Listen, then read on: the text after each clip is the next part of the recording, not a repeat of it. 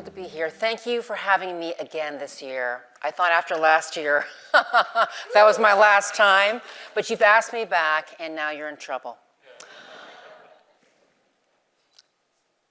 So, being truly seen, unlock the hidden power within. So, my Uncle Steve, you love him instantly. A quiet smile, a kind word, and a deep love for four things: ice cream sundaes, his family and friends, Hawaiian shirts, and driving anywhere for a good Asian buffet. Never in the spotlight, he washes dishes after every family party. Always steady, always serving. But how often do we stop to ask him and them what they think? To see them beyond what they do for us. So I got curious. I started asking him deeper questions, and suddenly our family realized how much we never knew about him. And it brought us all closer. And now I want to ask you, when was the last time you truly felt seen? I don't mean being seen as in makeup or sparkly dresses or beauty pageants. Nothing wrong with that. I'm not talking about, though, the version of yourself that is curated for LinkedIn.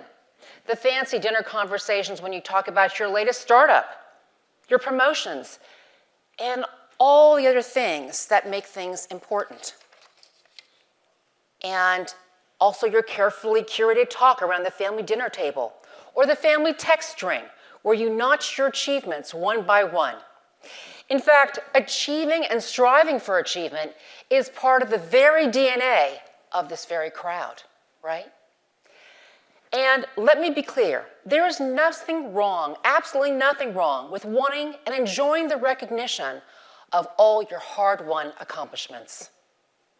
However, we also have a deep human desire to be seen, not just recognized or noticed, but to be truly understood. Now close your eyes for me, please, and take a moment. Empty your mind of everything. I know it's hard to do in this busy room. And just take a deep breath. Imagine what it would feel like to be truly understood, where you don't have to explain, prove, or justify who you are. And let that feeling wash over you. Now I want you to take another deep breath. Open your eyes. And how does that feeling feel? Anyone? Refreshing. Amazing. Yeah. Wow, what a feeling that would be, right? To be not judged or dissected, but just be loved for who you are as an individual. So last year I stood on this stage and talked about using fear as fuel. How can we transform fuel and fear into something that pushes us forward? But today, this is not about forward movement. If fear as fuel was about overcoming, being seen is about embracing visibility, not just for success, but for identity. Being truly seen has been a lifelong quest for me. I've made plenty of mistakes, climbed the wrong trees, chased the wrong things, and put my energy into what I thought mattered, only to realize that I was missing what was right in front of me. But each misstep has brought me closer to understanding what real connection looks like. Now, after we're done here today, I want to leave you with a clear path going forward, and ultimately to be truly seen. By investing in your relationships and strengthening your ties and staying human in an AI-driven world where the deep human connections will be an important differentiator, and to combat the epidemic of loneliness. Now at 61, I have 500,000 followers on social media, and every day, people watch my videos, comment on my posts, and send me heartfelt messages. On the surface, it looks like I'm really being seen. But I have an admission to make. Even with all the followers, the likes, the kind comments, there are moments that I feel completely invisible. Because being seen isn't just about how the world perceives us. It's about how we choose to show up for ourselves and for others. So what happens if you became visible to a world in a completely different way? So let's unpack that. For the Asian American Pacific Islander community, visibility is complicated, right? We've been conditioned to seek external validation through achievement, through recognition, proving our worth. And for AAPI women, the pressure is even greater. Many of us have felt the need to overachieve just to earn the right to be recognized. I know this firsthand. Some of you may know me as Caitlin Darr, the Romulan ambassador for Star Trek V, The Final Frontier. But before that, I got my JD from UCLA School of Law, just to later become an actress. Actress Ashley Liao, who's going to be coming up here today, she was part of Hunger Games, Love in Taipei, amazing movies. But she was in one of UCLA's most competitive majors. And actor Rich Ting of Warrior and The Tulsa King, he is a Yale graduate with an MBA and a JD. The list goes on and on. Why? Because in our culture, achievement isn't just ambition. It's a crazy kind of proof that we belong. Are we really chasing our dreams, or are we chasing the right to be seen? Our need for external validation, it's like scaling a mountain of accolades just to reach the starting line of what we love. Yes, racism and discrimination in America have shaped us, pushing us to achieve so we can show the world that we indeed belong here. As the great philosopher King Francis Kong has said to me many times, Asian culture is like a washing machine on 2 cycles. Shame, honor, lather, rinse, repeat.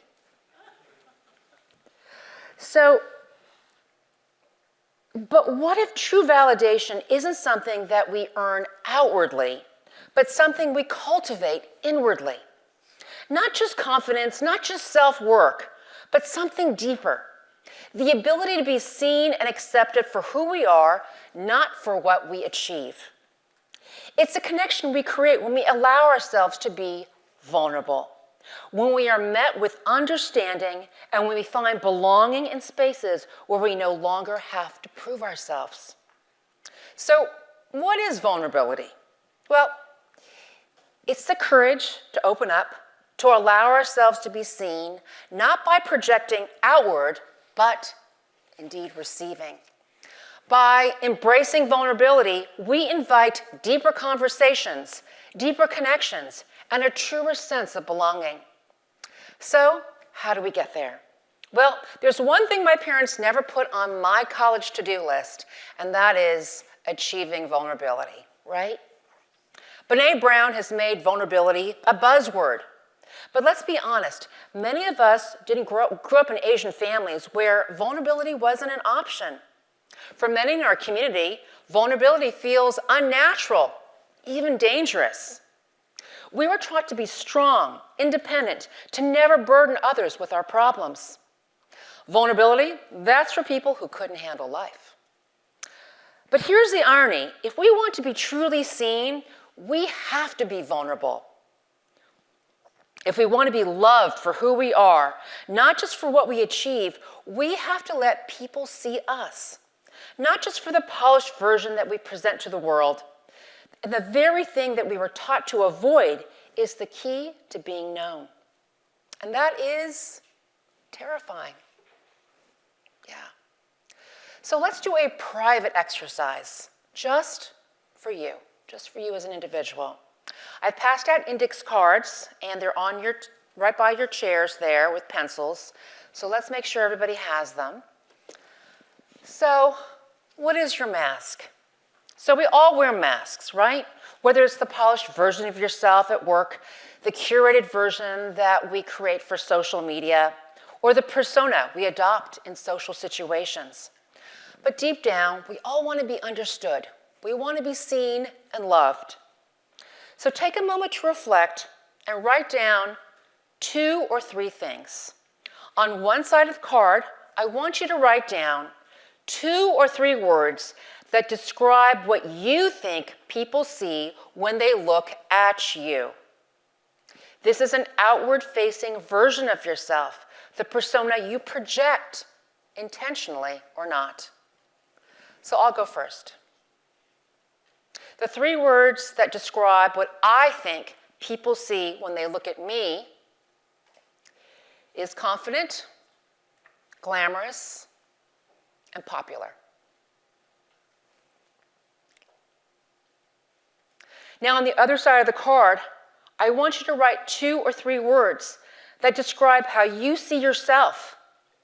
This is a deeper part of you, your struggles, your values, who you really are.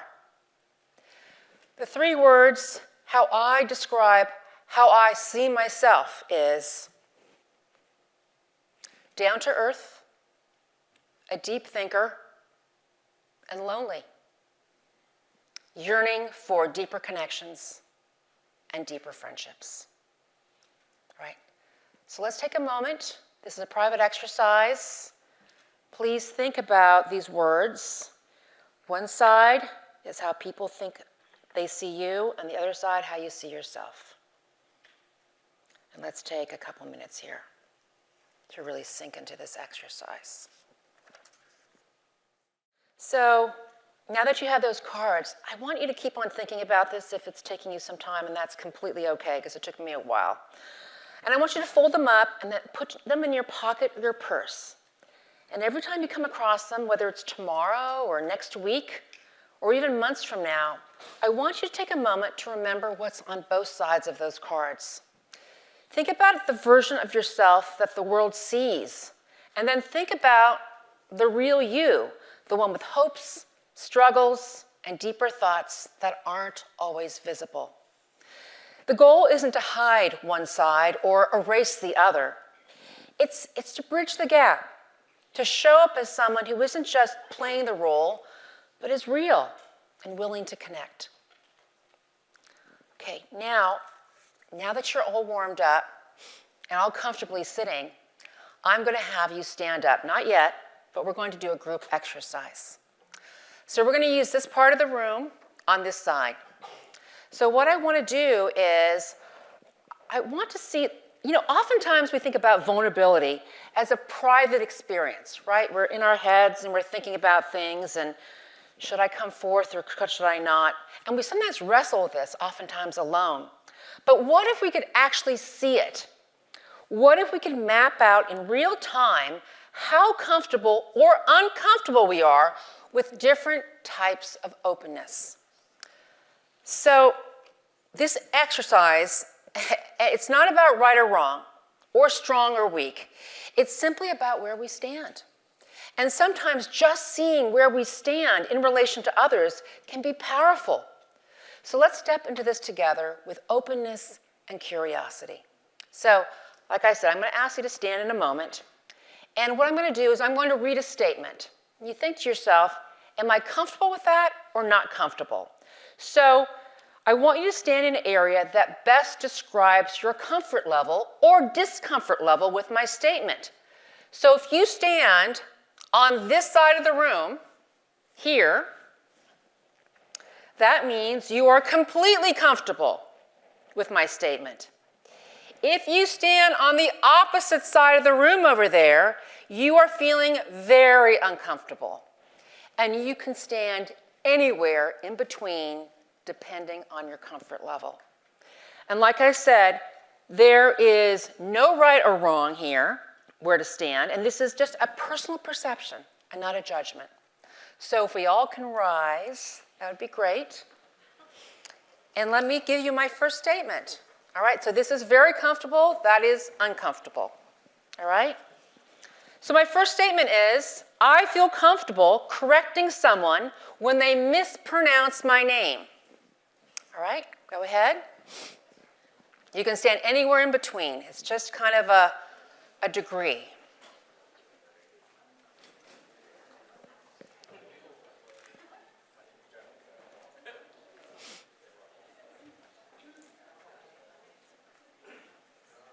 So, I feel comfortable correcting someone when they mispronounce my name.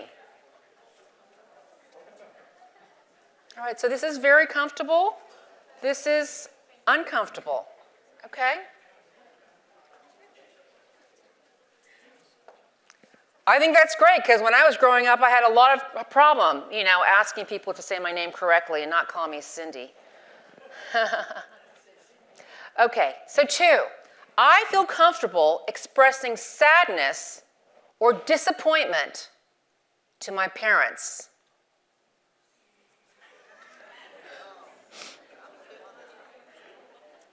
I feel comfortable expressing sadness or disappointment to my parents. Interesting, right?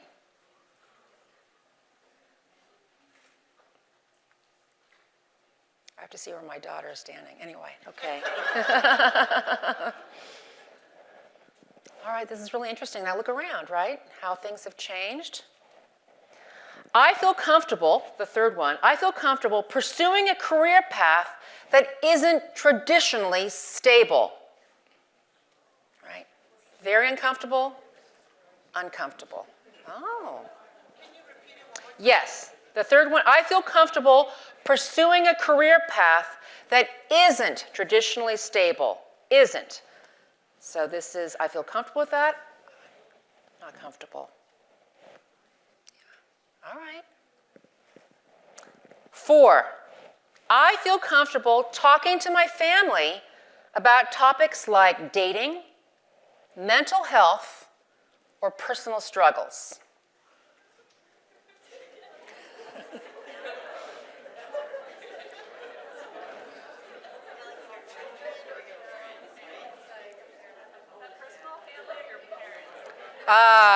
That's a good one. I'd say your parents, maybe. Yeah, everyone's going in that direction, right?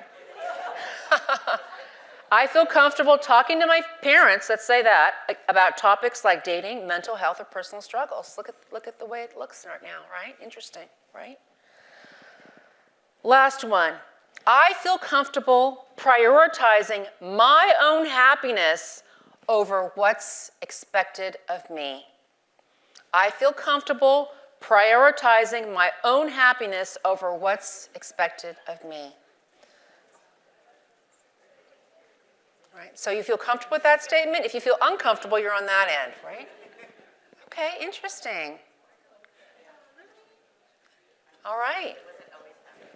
Well, look around. That's fantastic. To just see this as a map, right, of where you stand as opposed to others, which is fine, or there's no wrong or right, okay? So, great. Let's find our seats again. Thank you. Now think about it. All those things I said, if you were on the far end of being uncomfortable, what would it take for you to move one step closer to the comfort side? Right? If you were on that end where you're uncomfortable, what would you have to do to get from that side to being more comfortable? And here are 4 ways that at least I feel are powerful that you can use vulnerability as a tool in ways that make you feel safe. So first, to get from one side to the other, let's pick your spaces wisely. Not everyone deserves your vulnerability. This isn't about trauma dumping on Facebook, social media, LinkedIn, or oversharing at a dinner party when you're surrounded by alphas. I've tried that and I failed miserably. It was very humiliating, actually. But believe me, if you start small, you can choose people you trust. Vulnerability thrives in safe spaces, not competitive ones. 2, you should deepen your existing connections. Instead of chasing new friendships, invest in the ones you already have. Open up just a little. See what happens. Small moments of honesty create deeper bonds than 1,000 surface-level interactions. And give. The third one, give before you receive. Vulnerability is a two-way street. If you want others to open up, go first. This doesn't mean it has to be this life-altering confession. Just something real. A simple way to start, ask a meaningful question. How would you like to be remembered? What is something you wished we talked about more? What is something that shaped you that most people don't know? To your Asian parents, you could ask, what is one sacrifice that you made that you don't think I fully appreciate? Mom and Dad, is there a dream that you had when you were younger that you never got to pursue? Wow, you ask those questions and you will feel the flow.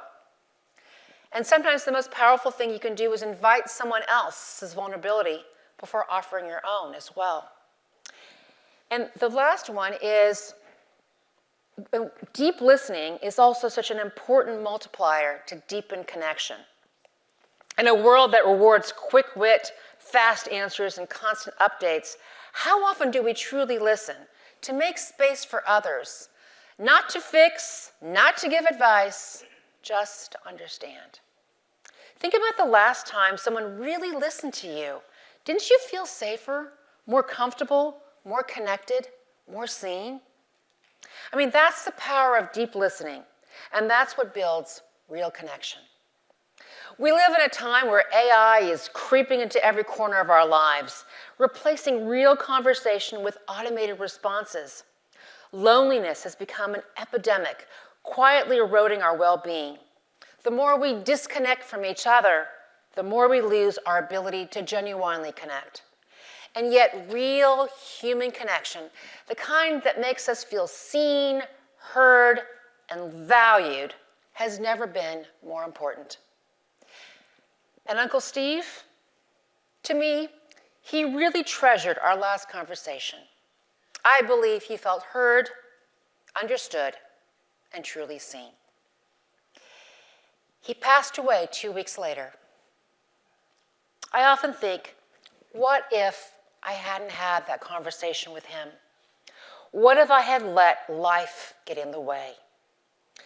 These moments, they slip through our fingers so easily. We assume we'll have another chance, another dinner, another phone call, another family trip. But one day, there will be no next time. So while we're here, right now, let's make it count.